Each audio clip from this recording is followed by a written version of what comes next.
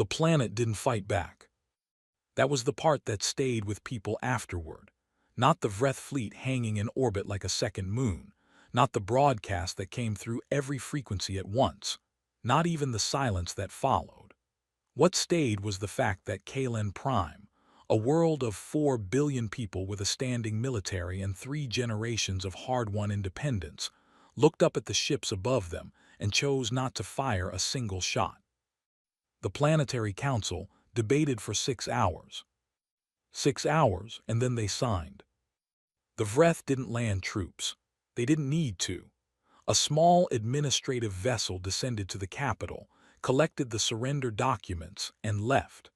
By the time the sun set on Kalen Prime's largest continent, the Vreth Dominion flag was being printed in government offices across the planet, and the old one was coming down. No blood, no rubble, no bodies in the streets. Just a world that had looked at the numbers and made a decision. The news reached the Galactic Concord station at Velmarin 3 days later.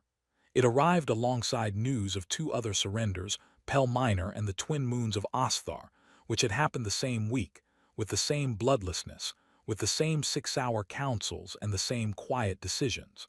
The Concord's long-range tracking teams updated their maps. 14 years of expansion, 38 worlds absorbed. The Vreth line moved another 11 light-years toward the galactic interior. Delegate Mursal of the Kethani looked at the updated map for a long time. "They're not slowing down," he said. Nobody answered him. Nobody needed to. Grand Commander Sarathvel did not watch the surrenders from the bridge. He watched them from his study, a long, narrow room at the rear of his command ship, lit by a single pale strip of light that ran along the ceiling like a scar. The room held almost nothing. A desk, a chair, a display panel, and on one wall a map of the galaxy that he had been adding to for 200 years. Each added system was marked in the deep red of the Dominion. The red had been spreading since before most living beings in the galaxy were born. He was not young, even by the long standards of his people. His face was the color of old stone and just as still. His eyes were pale gray, almost white, and they moved slowly always, like something that had learned long ago that speed was for things that were afraid. He was not afraid. He read the Kalen Prime report, read the Pel Minor report, read the Osthar report, set them aside in order the way he set aside every report without ceremony, without visible reaction. His aide, a young officer named Vethar, stood at the door and waited. "The next target," Sarathvel said. Thessa IV, Grand Commander, conquered member world, population of approximately 900 million. Their defense fleet consists of. "I've read it." Vethar stopped. "Send the standard broadcast on approach. Give them 72 hours. Sarathvel looked at the map. "They'll sign in 6. He was not being arrogant. He was reading a pattern. He had been reading it for 200 years and it had never been wrong. Every civilization, when it truly understood what was in front of it, made the rational choice. The rational choice was survival. Survival meant signing. It was almost predictable enough to be boring. Almost. There was a shape at the edge of the map that he did not look at directly. A region he had been moving away from for 30 years, moving the entire Dominion away from, expanding the borders in the opposite direction, putting more and more worlds and fleets between the Dominion's heart and whatever lived in that dark. He did not think about it. He looked at Thessa IV's coordinates instead, and he planned. The emergency session of the Galactic Concord was held in the main chamber at Velmarin, and it was louder than any session in living memory, which among some of the species present meant it was louder than any session in the last 400 years. 31 delegates, 11 species, all of them talking at once. Delegate Mursal was trying to get the floor and failing. Delegate Preth of the Solen was reading casualty projections aloud even though there had been almost no casualties, which was somehow making everyone more afraid, not less. The three Kethani delegates were clustered together, having a side conversation that everyone could see and nobody could hear. The chamber's senior moderator had called for order 6 times and been ignored 6 times. Thirek of the Solin was not talking. She sat near the back of the Solin delegation, old enough that the fur along her jaw had gone white, and she was watching the updated map rotate slowly in the center of the chamber. Every delegate's attention was on the people talking. Thirak's was on the map. 38 worlds. 11 light-years of new territory in 14 years. The Vreth Dominion's outer edge was now 11 light-years from the nearest conquered world. At current expansion rate, that world, Thessa IV, 900 million people, good agricultural land, 3 universities, a medical research institute that had published the leading work on cellular regeneration for the last 60 years, would receive a Vreth broadcast in approximately 4 months. The moderator called for order a 7th time. Thirek stood up. It took a moment for the room to notice. When it did, it went quiet. She was not the most senior delegate present. She was not the loudest. But she was 312 years old and she had been attending these sessions for 240 of them.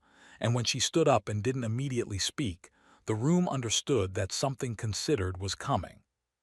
"We have been discussing response options for 4 hours, she said. Her voice was low, a little rough with age. Military response, diplomatic response, conquered border fortification, evacuation protocols for at-risk worlds. She paused. Has anyone sent word to the humans? The chamber was quiet for a moment. Then someone laughed. It was not a mean laugh. It was the laugh of something being said that was slightly absurd but not wrong. The laugh of a room that had just been handed an idea it didn't know how to hold. Mursal turned to look at her. The humans are not conquered members. No. They have no formal defense treaty with any world currently at risk. No. Their territory is 43 light-years from the current Vreth line.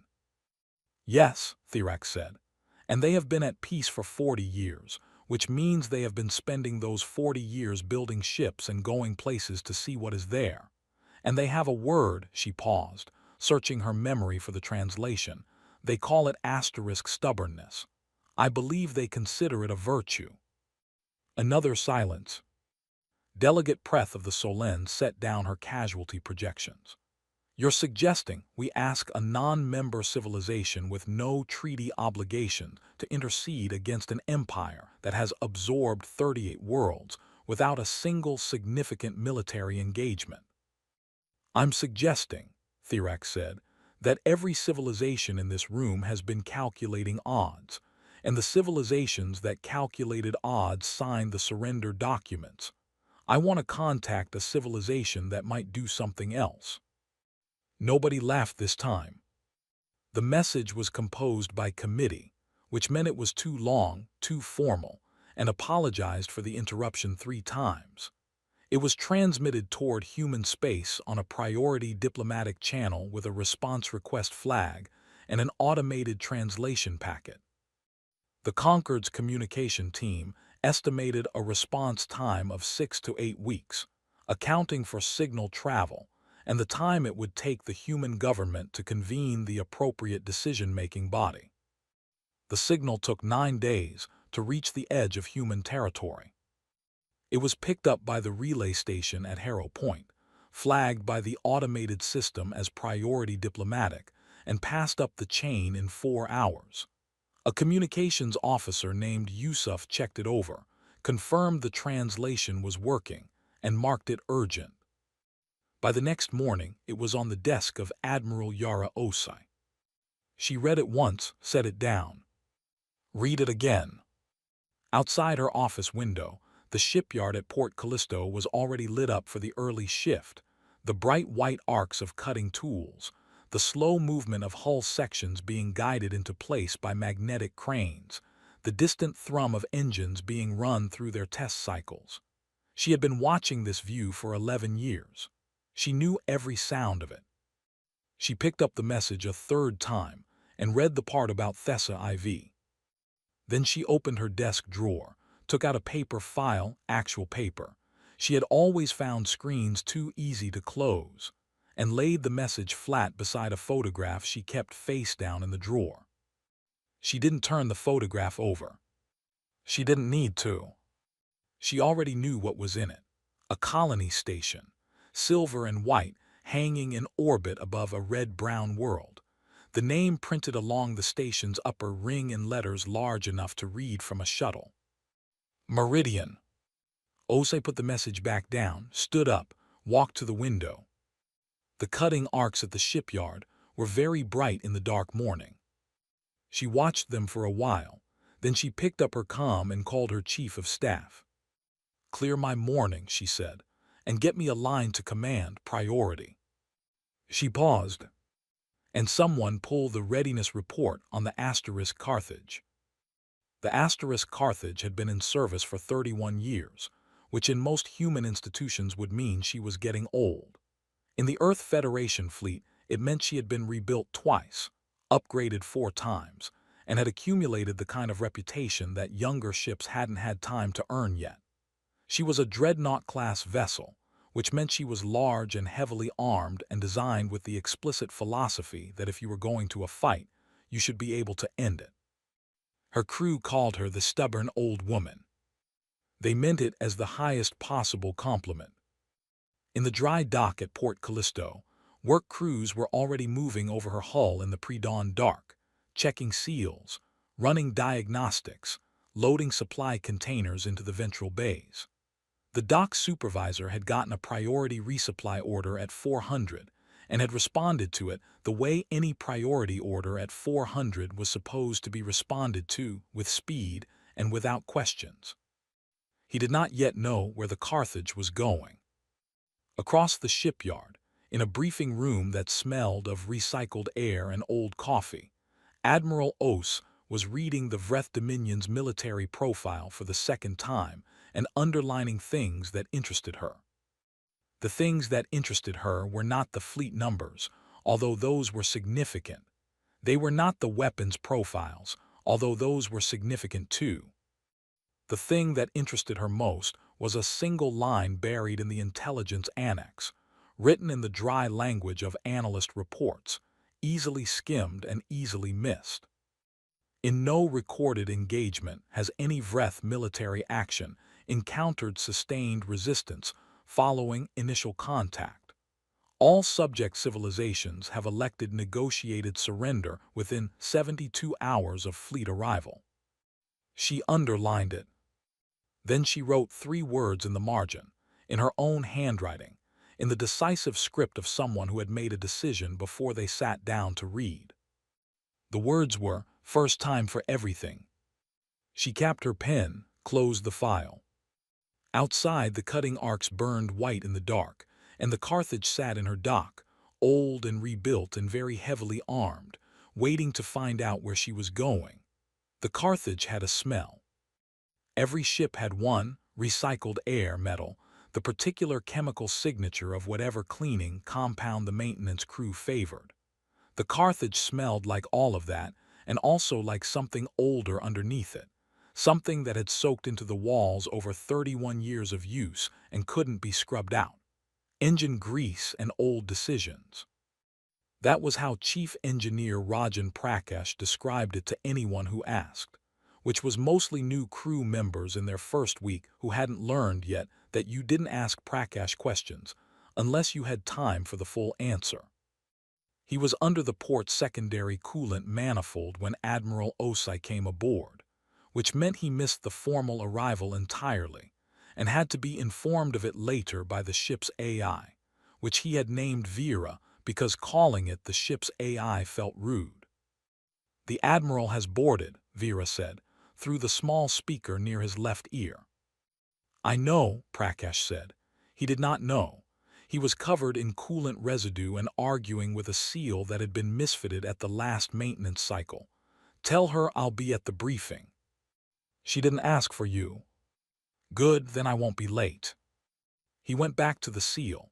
It was 3 millimeters off-center, which under normal operating conditions meant nothing. Under the kind of conditions he had a feeling were coming, 3 millimeters could become a problem. He had not been told where the asterisk Carthage was going. He had been told to have her ready in 48 hours. 48 hours meant somewhere with urgency attached to it. He pulled the seal, refitted it, checked it twice, checked it a third time. 3 millimeters, not anymore. Weapons Officer Dara Nkosi was in the torpedo bay. This was not unusual. She spent more time in the torpedo bay than most officers spent in their own quarters, which had generated some commentary from the crew over the years, and which she had met with the same steady, unconcerned expression she met most commentary with. The torpedoes needed checking. The torpedoes were always being checked. This was not a complicated position, and she did not understand why people found it interesting to discuss. She was working through the inventory, third shelf, port wall, the mid-range guidance systems, and she was talking while she worked. Not to herself, to them. "You've been sitting for 6 weeks, she said to the one she designated T7 during the last refit. It was a standard Mark IV with a slightly upgraded warhead and guidance fins she had personally calibrated. "That's too long, you get stiff." She ran a calibration check on the guidance system. The readout came back clean. "Good, you're fine, don't be dramatic." She moved to T8. The loading team had learned, over 18 months aboard the asterisk Carthage, not to comment on this. The torpedoes performed better than fleet average. Nkosi's targeting accuracy was in the top 4% across the entire Federation Navy. Whatever she was doing in the torpedo bay, it was working, and the loading team had collectively decided that the why of it was not their department. She was on T14 when the ship-wide channel opened, and Admiral Osai's voice came through, flat, unhurried, the voice of someone who had been making announcements since before half the crew was born. "All senior staff, briefing room, 1 hour." Nkosi looked at T14. "Later," she said, and put the calibration tool down. Helmsman Jinho Cho was eating noodles at the navigation console. He did this rarely enough that the other crew members on the bridge had learned what it meant. When Cho had noodles at the console, something was coming. He didn't do it before drills. He didn't do it before routine transits or standard patrols or the long, quiet stretches between postings. He did it before the things that turned out to matter. Nobody had told him what the posting was. He had simply woken up that morning, gone to the galley, found the noodles he kept in his personal locker, and carried them to the bridge. He was eating them slowly, methodically, reading through the navigation charts for the conquered border region, when Lieutenant Sina, his second chair, sat down beside him and looked at the noodles and then looked at him. "Is it bad?" she asked.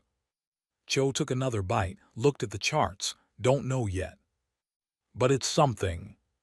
"It's always something," he said, which was not an answer and which he knew was not an answer, and which Sina accepted because she had served with him for 2 years and understood by now that this was as much as she was going to get. She pulled up her own console. The bridge was quiet except for the hum of the ship and the sound of Cho's chopsticks against the bowl. The briefing room was full and smelled of coffee, and the particular tension that assembles itself in a room of people who have been told something is coming, but not what. Osai stood at the front. She did not have notes. She had a display behind her showing a map of the conquered border region and the Vreth expansion line, which she did not gesture at or explain because she assumed anyone senior enough to be in this room could read a map. She looked at them for a moment. Then she told them. She kept it simple because simple was accurate. The Vreth Dominion had been expanding for 14 years, 38 worlds, no significant military resistance. They were 4 months from Thessa IV, a conquered member world, and the conquered had asked the Earth Federation for help. "We are going," she said. Nobody in the room looked surprised. Several people looked like they had been waiting for this sentence. We are going as an initial presence while command assembles a larger response. Our orders are to reach the conquered border region, establish contact with Vreth Command, and she paused, one beat, dry and deliberate, negotiate. She said the word, negotiate the way someone sets a glass down carefully on an unstable surface. Lieutenant Commander Vasquez, her tactical officer, glanced up from his notes. He was a careful man with a careful face, and his careful face was currently doing something that was not quite a smile. Negotiate, he repeated. That's what the orders say. How many Vreth ships are currently in the forward sector? Best estimate from Concord Intelligence is between 40 and 60 in the forward deployment zone. Main fleet is further back. Vasquez wrote something down, looked at it, and we are sending the asterisk Carthage. We are sending the asterisk Carthage. A small silence settled over the room, not the silence of people who were afraid, the silence of people doing arithmetic and arriving at a number they found interesting rather than troubling. These were the people who had stayed in the Federation Navy past their first posting, past their second, past all the reasonable moments to do something quieter. They had a particular relationship with bad odds. Prakash, sitting in the back with a faint residue of coolant still on his left forearm, raised his hand. She'll need the port manifold seal checked before we transit. Done, he added before Osai could respond. Osai looked at him. Is there anything else on the ship that I should know about? Nothing that'll matter, Prakash said, which from him was a strong endorsement. Osai nodded. We depart in 36 hours. Department heads, I want readiness reports by end of day. Dismissed. They filed out. Cho, last to leave, paused at the door. Admiral. Osai was already looking at the map. Cho. The conquered border, which approach vector. She told him. He nodded once, unhurried, and left. She heard him in the corridor outside, already talking to Sina about the gravitational variance in the transit corridor near the Concord's outer marker, the technical details of getting a dreadnought to a place where it would be outnumbered, spoken in the same level voice he used for everything. She turned back to the map. The Vreth expansion line was red, and it was very wide, and it was still moving. Thessa IV sat on the interior side of the conquered border, marked in pale blue, 900 million people going about their lives in the reasonable belief that the universe would continue to function in a way they could plan around. She thought about Meridian Station. She had not planned to think about it. She thought about it anyway, the way you think about a scar, not deliberately, just sometimes your hand finds it. She put it away. 36 hours. The Carthage left Port Callisto on a clear morning, which meant nothing because space did not have weather and the clarity of the morning on the planet below was irrelevant to a ship in orbit. But the crew noticed it anyway, those who could see the planet from their stations, and some of them felt the particular thing you feel when you leave a place while it looks its best. The transit to the conquered border took 11 days. They were not quiet days. Os ran the crew through 3 full combat drills, 2 damage control exercises, and 1 all-hands situation assessment that lasted 4 hours, and involved every department finding out exactly what they could do with partial power, and a simulated hull breach in Section 7. Prakash responded to the simulated hull breach with the weary competence of a man who had dealt with enough real ones to find the simulation slightly insulting in its tidiness. But he ran it correctly, and his team's response time improved by 40 seconds from the first drill to the third. Nkosi recalibrated every guidance system on every torpedo in the ship's inventory. Twice, Cho plotted and replotted the approach vectors, accounting for the gravitational fields of the 3 large bodies along their route, the debris field from an old mining operation near the conquered border marker, and the particular way the asterisk Carthage handled long transits when her port manifold was running at full efficiency, rather than the slightly reduced capacity she had been operating at for the last 6 weeks. She handled better. He adjusted the plots accordingly. On the 9th day, they received conquered confirmation that the Vreth advance fleet had taken up a position 11 light-years inside what had been neutral space.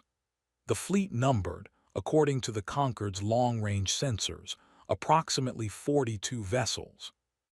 Osai read the report in her cabin, made a note, filed it. On the 11th day, the Carthage crossed into the Conquered border region and Viera. The ship's AI, Prakash's terminology now adopted by most of the crew, registered contact on long-range sensors.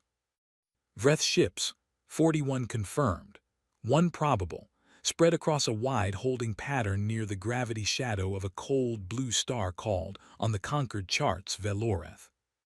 Vasquez came to Osai's station on the bridge. "They've seen us," he said. "Vreth sensors are good. They'll have our profile already." "Good," Osai said. Vasquez waited. "Open a channel," she said. The communications officer, young, sharp, 3 years out of the academy, currently maintaining an expression of absolute professionalism that was costing him visible effort, opened the channel. The bridge was quiet. Cho had no noodles in front of him because he had finished them 2 days ago and they had not yet crossed back through a supply point.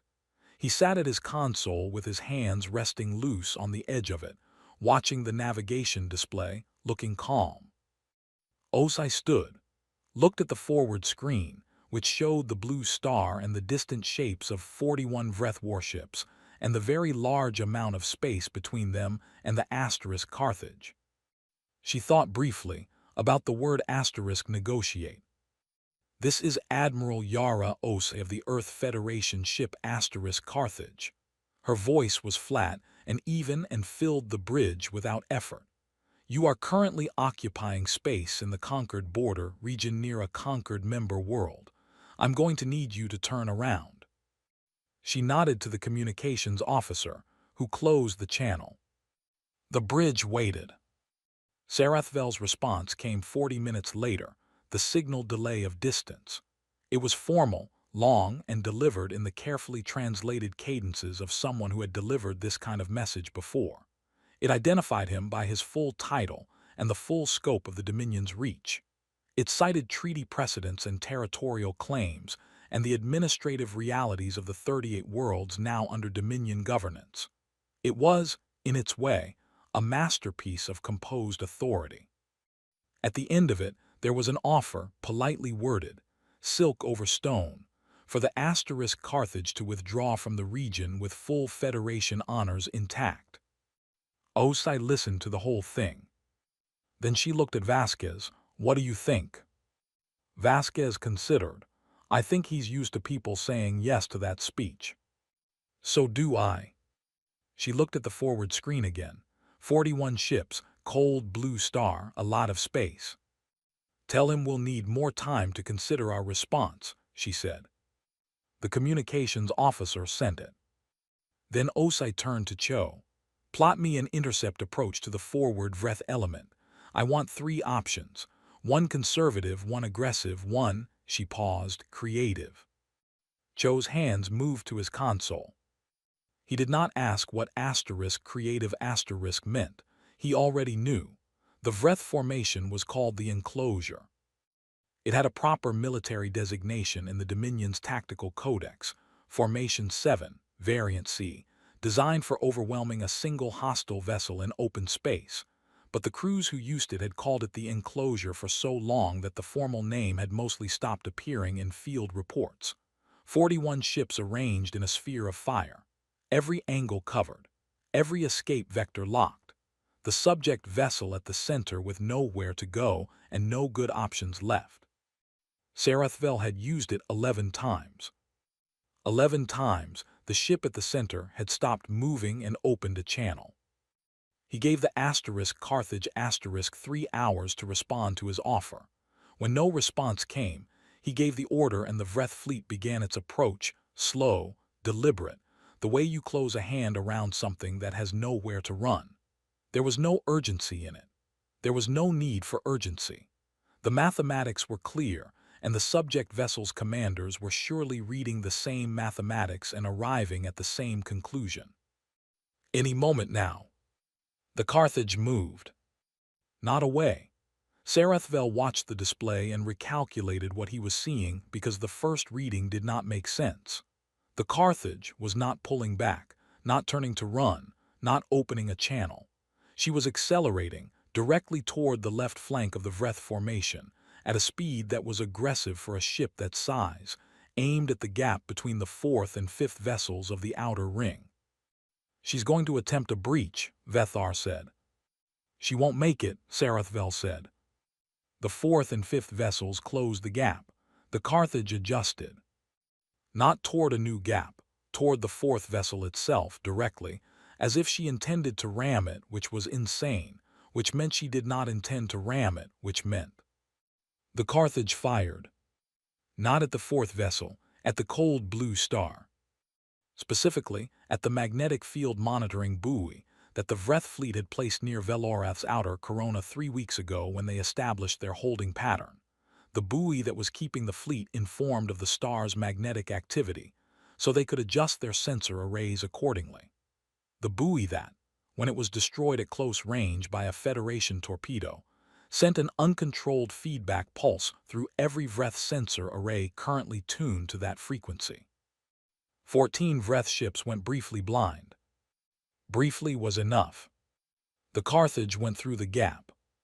Day 1. She ran for the debris field. The debris field was what remained of a mining operation that had been abandoned 300 years ago near the conquered outer marker, a sprawling cloud of rock and old metal, and the occasional intact structure, spread across a volume of space about 2 light minutes across. On the navigation charts it was marked as a hazard to avoid. Cho had been studying it for 9 days. He knew which corridors were wide enough.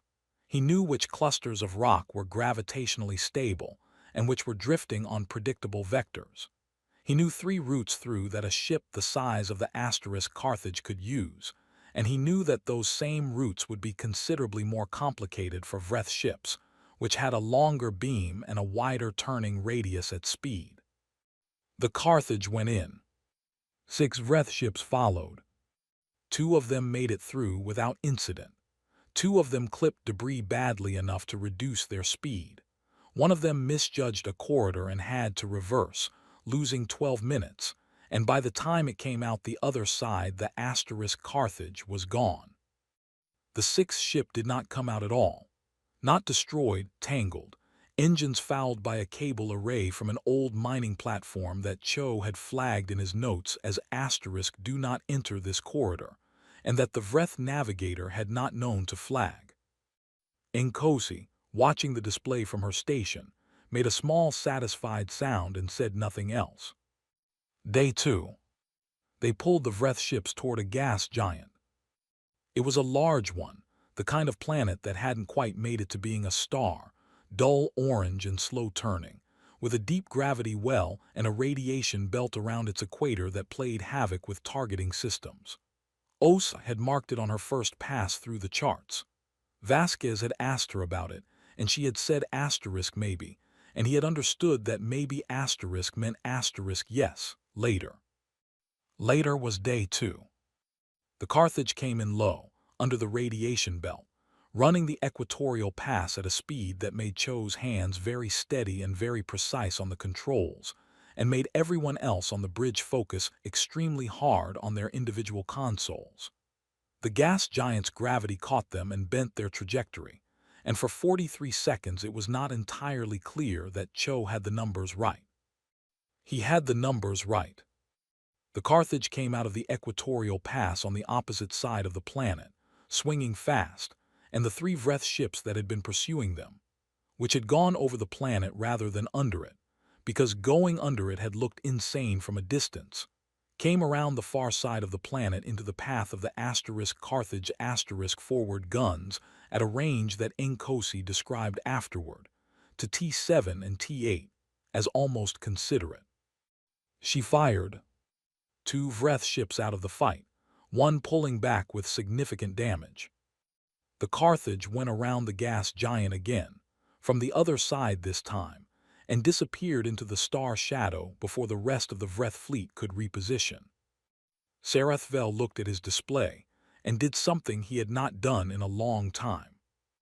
He ran the tactical model again. He had run it before the engagement. The model had said the asterisk Carthage would either attempt to flee or be destroyed within 4 hours of initial contact. The model was now on its third revision, and each revision was looking less like the previous one. The ship was still functioning.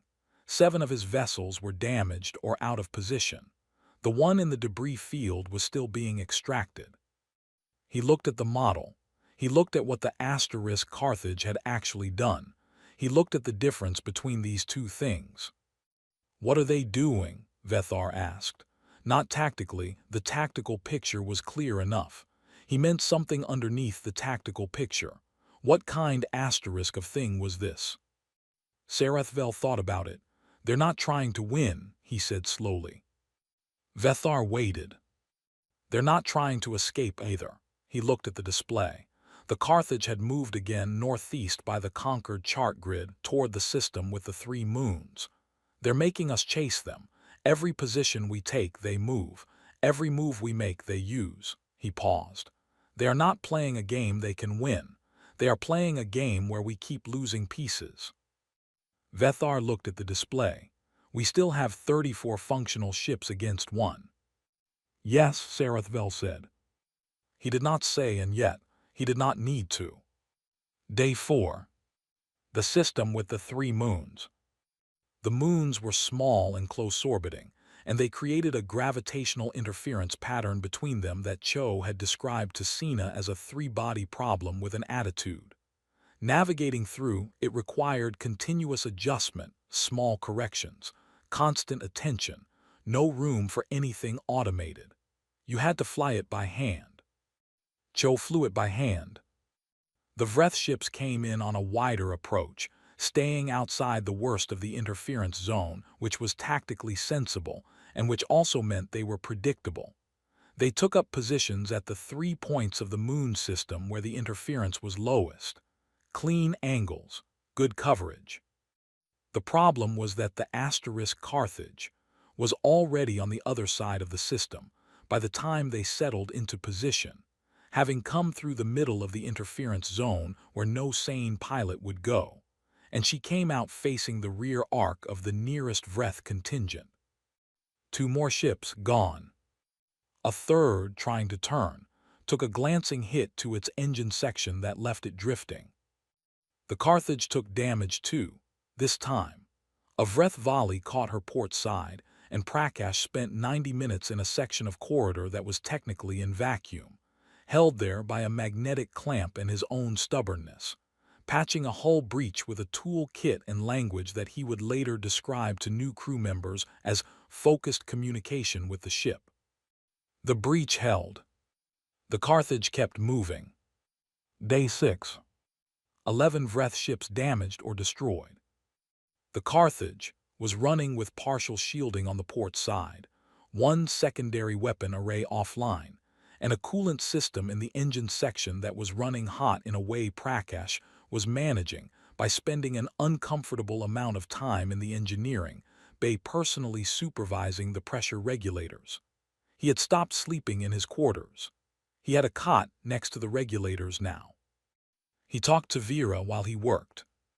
"She's holding," Vera said. "I know she's holding. I'm the one making her hold." He checked the regulator. "What's the temperature on the secondary loop?" Vera told him. "Too high." "I know." "Drop the flow rate on the tertiary and reroute through the." "Already done. That's why it's too high and not critical." Prakash looked at the ceiling, which was a thing he did when he was processing information that complicated his annoyance. "Oh. You're welcome," Vera said. He went back to work. On the bridge, Osai was reading the message from Earth. She had sent her request for reinforcements on Day 2, in between the gas giant maneuver and the 3-moon system. The request had been factual and specific: current Vreth force numbers, current asterisk Carthage status, estimated timeline for Vreth reinforcement of their own. She had not used the word help. She had not described the situation as critical. She had said, going to need more ships, send the ones with the dents. The response had taken 4 days to reach her, accounting for the relay distance. She read it now. A fleet, 30 ships, assembled from 3 different posting regions, already in transit. Names she recognized. Captains she had served with, in some cases served under. Ships that looked, as a group, like a collection of vehicles that had each individually been through a number of experiences their manufacturers had not planned for. The ones with the dents. She set the message down. Vasquez was at her shoulder. He had read it with her, she had not told him to. But she had not told him not to, and his careful face was doing the thing that was not quite a smile again. 30 ships, he said. 30 ships. Against 41, which is now more like 30. 30 of theirs and 30 of ours, Osai said. That's almost even. Vasquez considered this. We've never had almost even. No, Osai said, we've had one. She looked at the forward screen. The Carthage was in open space between systems now, running a holding pattern, buying time. Sarathvel's remaining ships were regrouping. Both sides were catching breath. From the weapons bay, a channel opened briefly. Nkosi checking in. Admiral, torpedo inventory. Go ahead. Down to 64%. Guidance systems on the remaining inventory are all clean. A pause. They're ready. Osai almost said asterisk good. She stopped herself because she understood that their ready was not a status report, not entirely, and that responding to it as only a status report would miss the point. Tell them good, she said. A beat of silence. Yes, Admiral. The channel closed. 23-year-old gunner's mate Tewo Ademi, from Lagos, who had been at his station for 6 days with 4 hours of sleep on a good night, was humming again. He hummed the same song every time. Nobody had asked him what it was. It had become, over 6 days, as much a part of the bridge's ambient sound as the ship's systems, something that meant the ship was still working, still moving, still in it. Cho, at the navigation console, did not have his noodles. He looked at the approach vectors the incoming Federation fleet would be using. He looked at the position of the Vreth ships. He looked at the space between them. His hands moved across the console, slow, deliberate, already planning the next piece of it. The Carthage moved through the dark, dented and hot and still going, toward the moment when 30 ships with dents of their own would come over the edge of the sensor rain, and even the odds for the first time in 6 days. The stars did not care, the dark did not care. The asterisk Carthage cared enough for all of it. The Federation fleet came in from the northwest. That was the conquered chart designation, northwest, relative to Thessa IV's orbital plane, and it was the direction that Thirak was watching when the long-range sensors at Velmarin Station picked up the first signatures. She had been at the observation post for 2 hours before the ships appeared. She had not told anyone she was there. She had simply come, the way old people come to high places when something is about to happen that they want to see with their own eyes rather than read about afterward. 30 ships. They came in loose formation, not the tight geometric precision of the Vreth fleet, not the ceremonial spacing of a diplomatic convoy. They came the way a group of people arrive who have each been somewhere difficult before and have stopped worrying about how they look getting there. Spread out, slightly uneven, the kind of formation that looked disorganized until you noticed that every ship in it had a clear field of fire and no two were close enough to interfere with each other's movement. Thirak watched them come in. The sensor readout beside her scrolled through the ship identifications. She did not know most of the names, but she looked at the hull profiles, at the patched sections and the replaced armor plates, and the places where 2 different generations of hull material met at a visible seam, and she understood what she was looking at. These ships had been in fights before this one. They had come out of those fights. They had been repaired and sent back. And now they were here, moving at combat speed toward a Vreth fleet that still outnumbered them, in a region of space that was not technically their territory, for a world that was not technically their responsibility.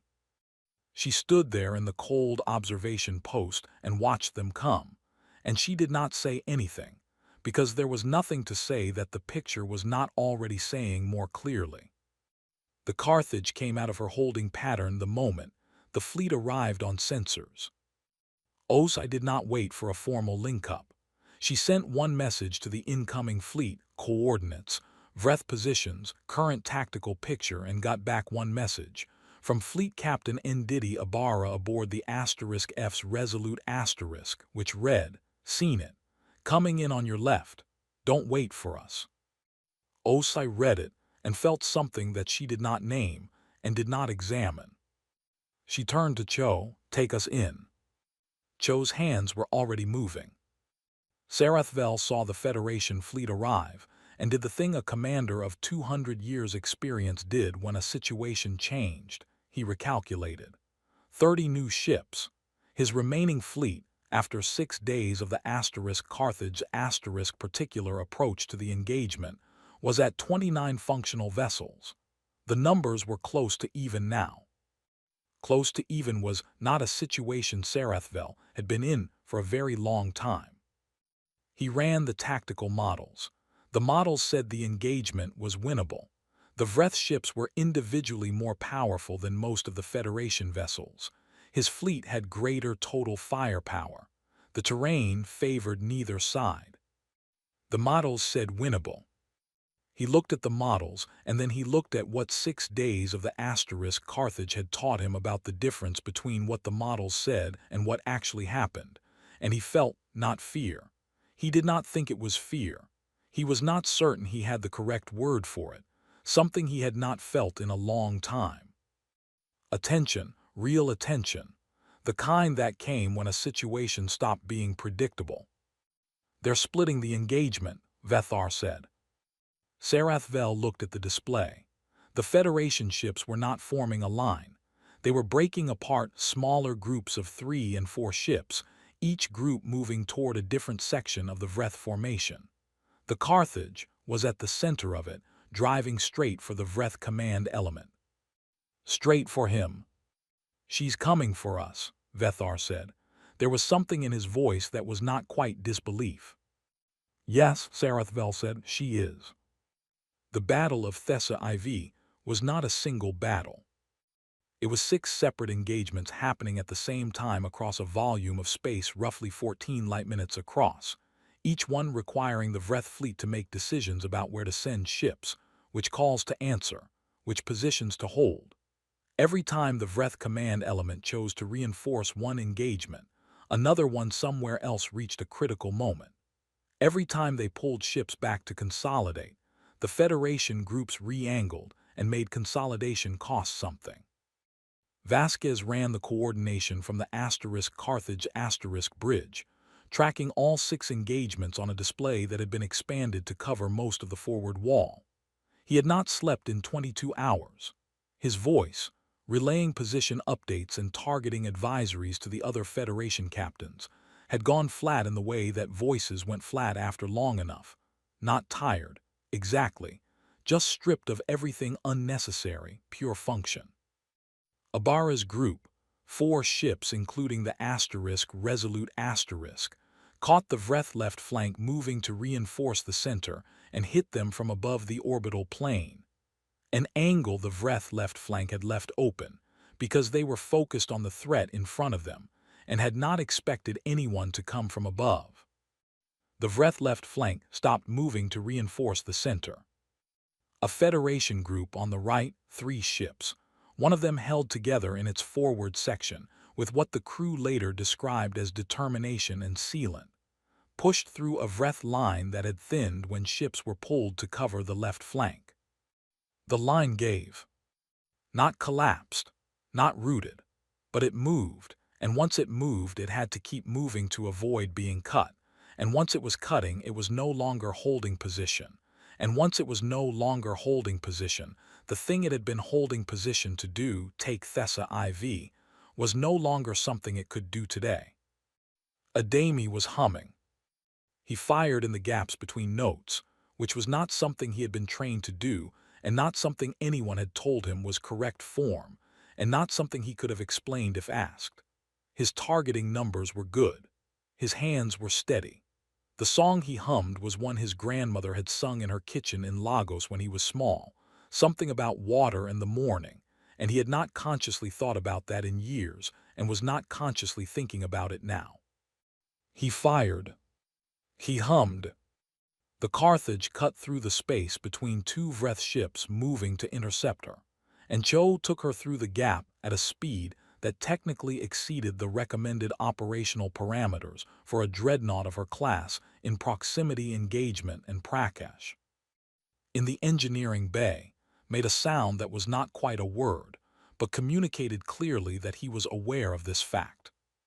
The Carthage came out of the gap, facing the Vreth command ship. Nkosi was already talking. T9, T10, she said, her voice as steady as if she were reading a grocery list. You've been waiting, this is it. She fired. Sarathvel's command ship was not destroyed. It was hit, significantly. The forward section took damage that killed 17 crew members and knocked out the primary command relay and left the ship functional but no longer capable of coordinating the fleet with the efficiency it had been managing 20 minutes ago. The fleet could still fight. But the nervous system of it, the coordination, the real-time repositioning, the management of 6 simultaneous engagements, had been degraded, and a fleet with degraded coordination in a multi-point engagement was a fleet that was going to start making slow decisions at exactly the moments when it needed fast ones. Sarathvel stood at his secondary command station.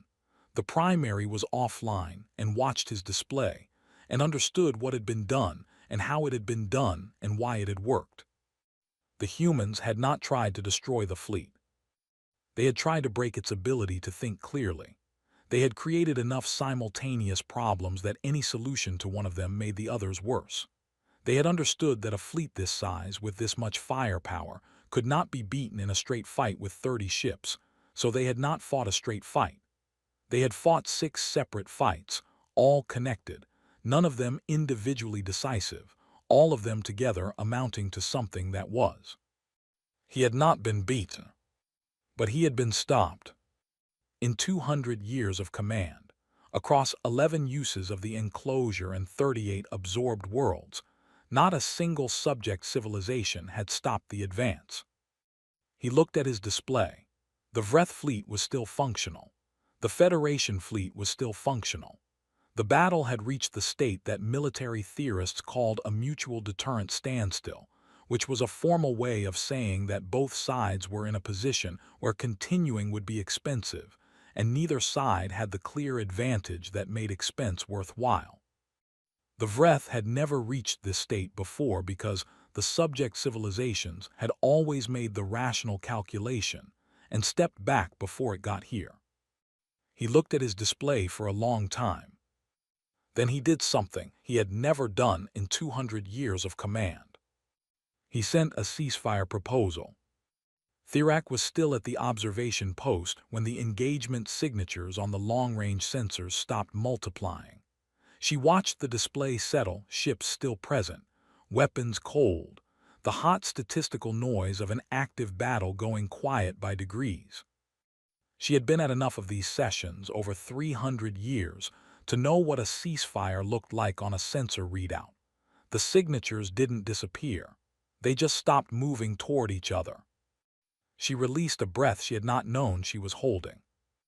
Below her, in the Concord Station's main communication hall, there was movement staff relaying the news, delegates being called back to session, the machinery of institutional response beginning to turn.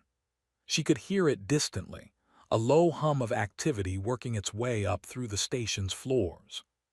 She did not go down yet.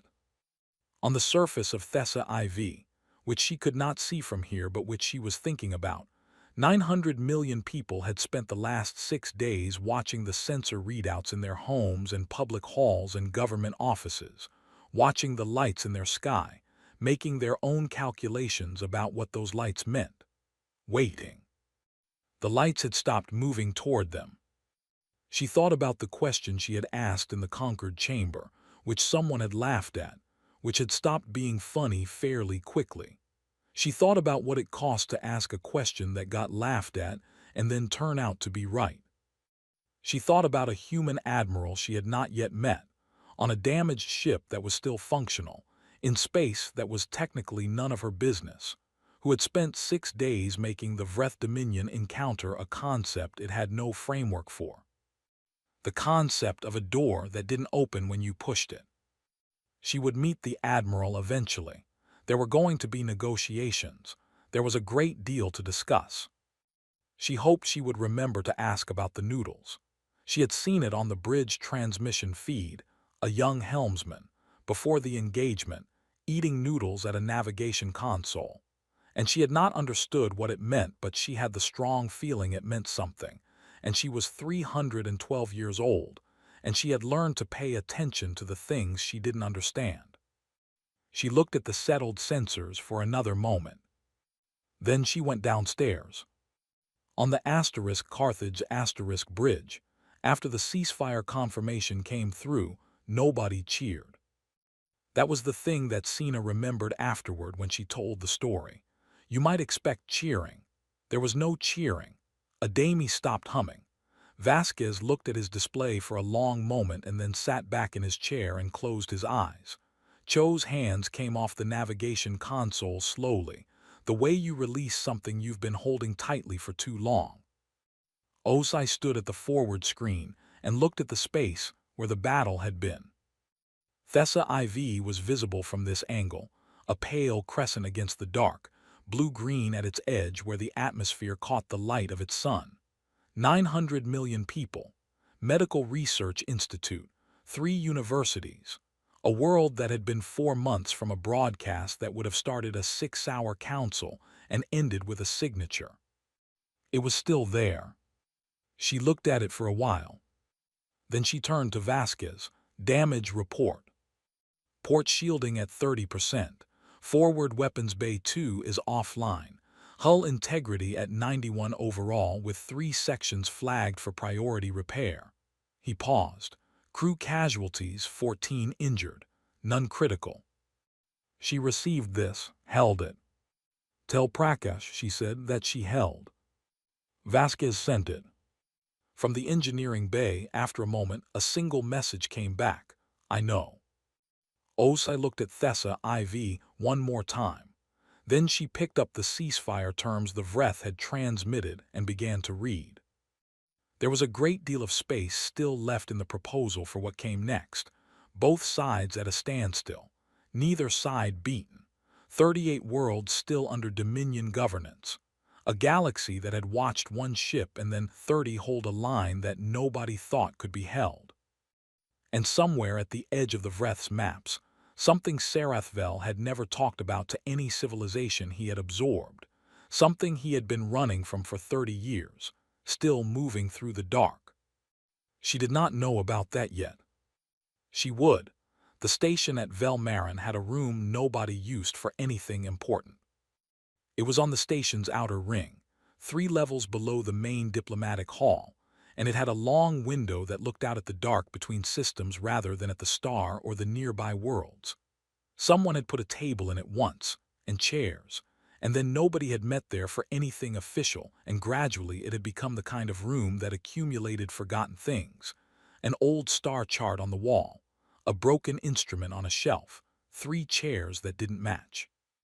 The kind of room that existed in every large station and was used, if at all, by people who needed somewhere to stand that wasn't a corridor. Osai found it on her second day at Velmarin, while the formal negotiation framework was being constructed by people whose job was constructing frameworks and who did not need her in the room while they did it. She had walked the outer ring for 20 minutes and ended up here, at the window, looking out at nothing in particular. She came back the next morning. and the morning after that. By the fourth day it had become, without any formal decision being made, her room. The station staff had noticed and said nothing. A junior aide had quietly left a chair from somewhere else, a better one, with a back that worked near the window.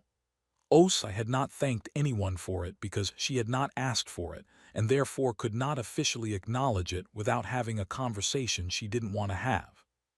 She sat in it and looked at the dark, and waited for the negotiations to arrive at the point where she was needed. Sarathvel came to Velmarin on the 8th day. He came without ceremony. One ship, a small command vessel, nothing that announced itself as a grand arrival. The Concord's reception committee had prepared for something larger, and had to reorganize quickly when it became clear he was already docking by the time they were assembled. Thirak, who had not been part of the reception committee, because she had understood somehow that the committee was going to need to reorganize, was already at the docking bay when he came through. She was the oldest person in the room. He was, she suspected, older than anyone in the room by a margin that would have been difficult to explain to most species. They recognized something in each other, not warmth, not familiarity, but the specific thing that very old beings recognized in other very old beings. The understanding that they had both outlasted many things they had expected to outlast them, and some things they hadn't.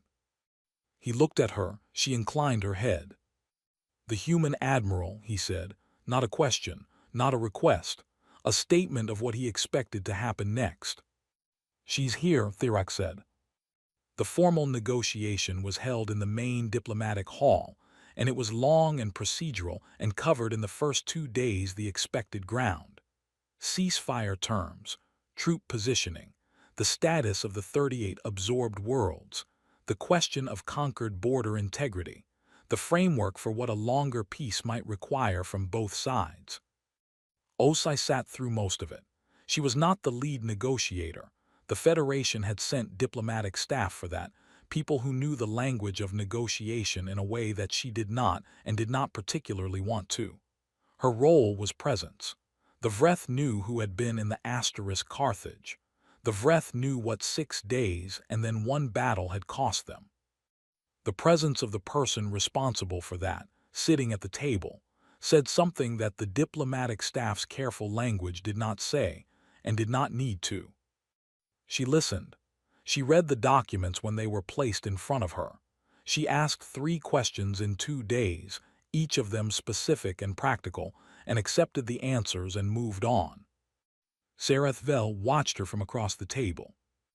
He had been watching her since the first session, not with hostility, with the attention he gave to things he did not yet fully understand. She was smaller than he had expected. Most beings, when he finally met them after reading their files and their battle records, were different from the picture in some way. She was quieter than he had expected, and she sat very still, which was unusual in humans based on his intelligence reports, and her eyes, when they found his, did not look away. He found this difficult to characterize. On the 3rd day, after the formal session ended, he asked to speak with her directly. The request went through 3 layers of protocol. Osai received it, read it, and sent back a single word: "Fine."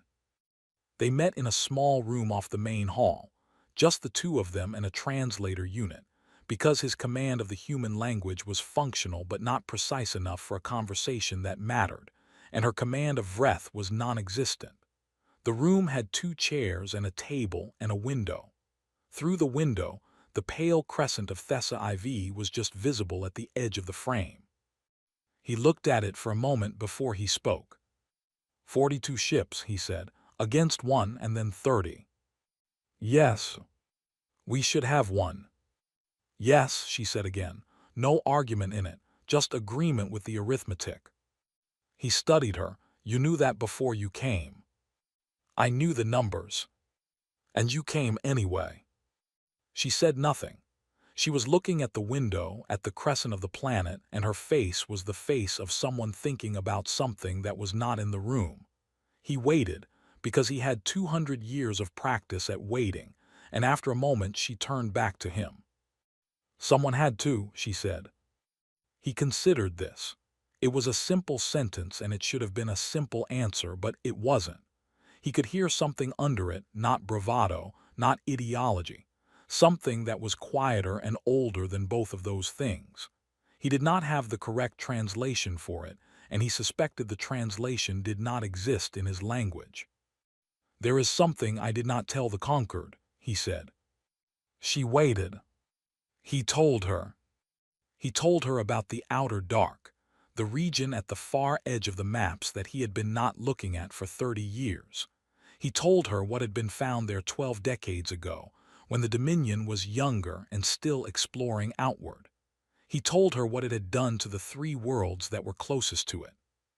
He told her the name his people had given it, which translated imperfectly but approximately to the consuming dark, and he told her that the expansion, the 38 worlds, the steady march inward toward the galactic center, had not been conquest for its own sake.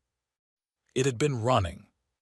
The Dominion had been putting distance between itself and the thing in the dark.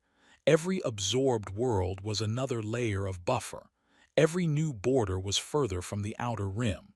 The mathematics of it were not military mathematics. They were survival mathematics. He stopped. The room was quiet. Outside, Thessa IV turned in its orbit, slow and indifferent. Osai had not moved during the telling. She sat the way she had sat through the 2 days of formal sessions, very still, listening with her whole attention. When he stopped, she did not speak for a moment, and he waited to see what she would do with what he had told her. He expected several things. Horror was likely, demand for more details, calculation of what this meant for the ceasefire terms, the reopening of questions that had been closed. She said, "How far out is it?" He had not expected that specific question. From here, approximately 240 light-years beyond the outer rim.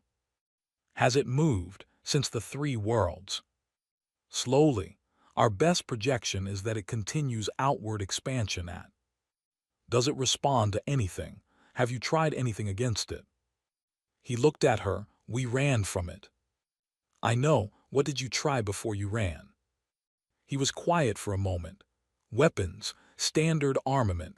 It did not respond in the way matter responds to weapons. Our ships that went close enough to gather data did not return. He paused. We ran. Osai nodded slowly. She was looking at the window again. The expression on her face was one he could not read.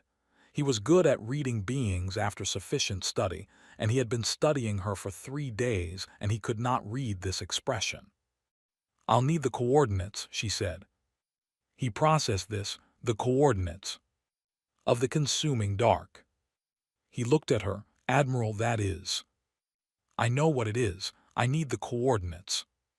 You understand what I have told you. 3 worlds, weapons that did not work, ships that did not return. Yes. And you want the coordinates. And your scientists' data, everything they gathered before you started running, all of it. He sat back. He was, as he had told Vethar, not easily surprised.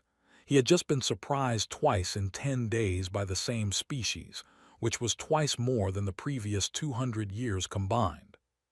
Why, he said. Os turned from the window and looked at him directly. Because it's there, she said.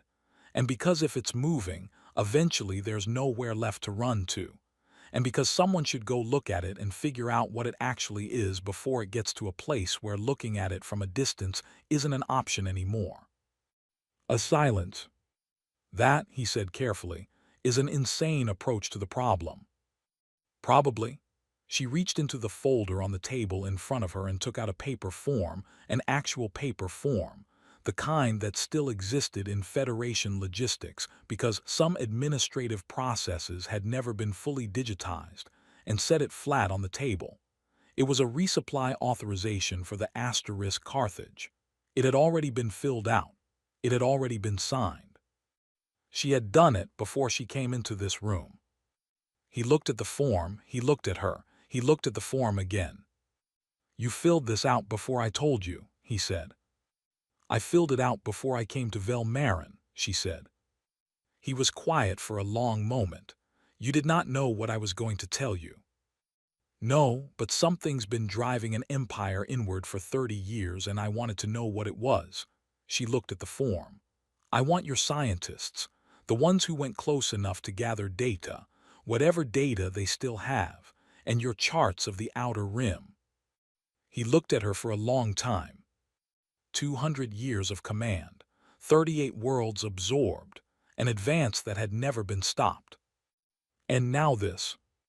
A human with a damaged ship and a signed resupply form, telling him she wanted coordinates to the thing he had spent 30 years running from.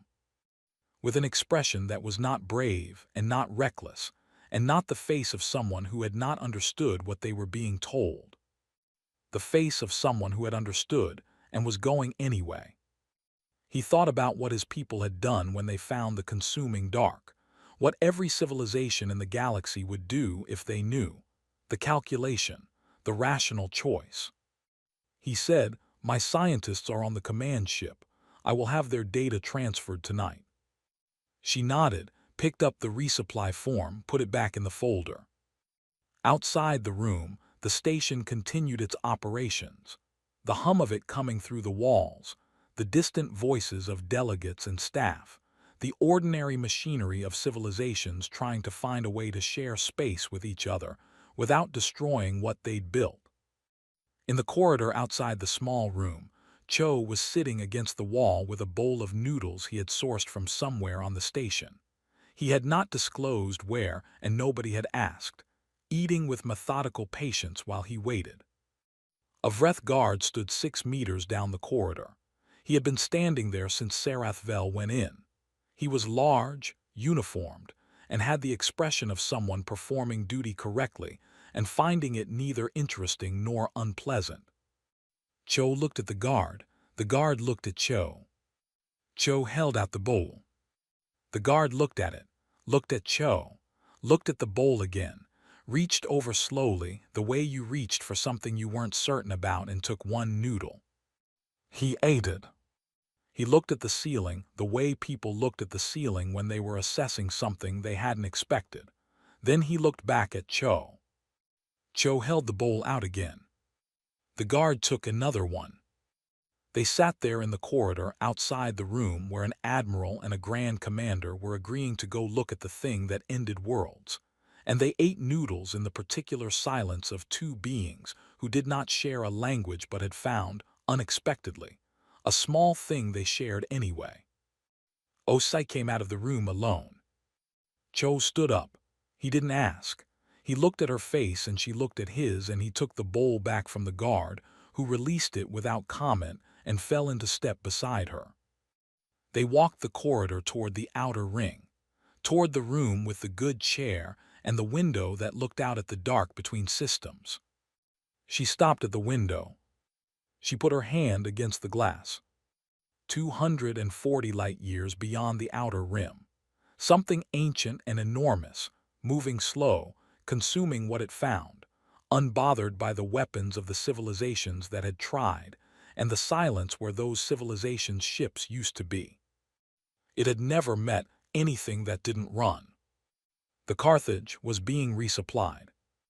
Her crew was sleeping, or checking systems, or talking to torpedoes, or fixing things that didn't need fixing yet so they wouldn't need fixing later. Adami was probably humming. Prakash was probably arguing with Vera about something that Vera was probably already right about. Out past the rim, in the dark where no charts had markings and no beacons sent signal, something that had eaten 3 worlds and frightened an empire into 30 years of retreat moved through the silence at its own slow pace. It had never encountered anything that turned around. The Carthage was already being resupplied.